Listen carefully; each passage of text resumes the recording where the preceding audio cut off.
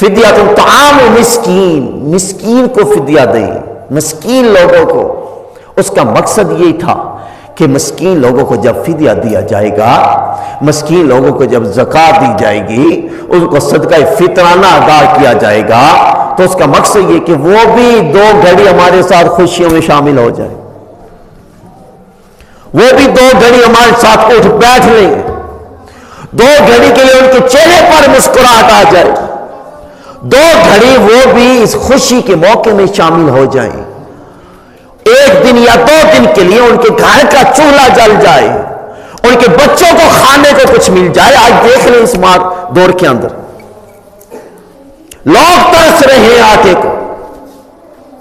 کھانے پینے کو ترس رہے ہیں، مگر امیر لوگ، شاید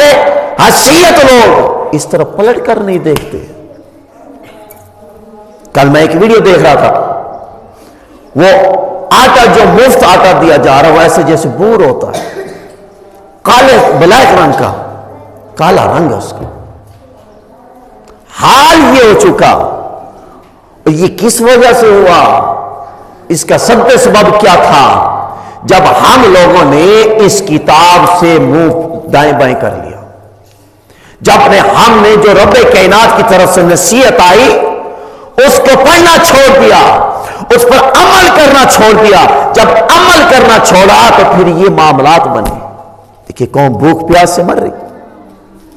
قوم بھوک پیاس سے مر رہی ہے، اور پھر دیکھیں معاف یہ صدقہ فطر، ہاں ہو سکے اس سے بھی فدیہ جو ہے اس سے بھی زیادہ دینے کی کوشش کریں، اس سے بھی زیادہ دینے کی کوشش کریں، زکوٰۃ ہے اس سے بھی زیادہ دینے کی کوشش کریں۔ رب کائنات نے خود قرآن مجید میں ارشاد فرمایا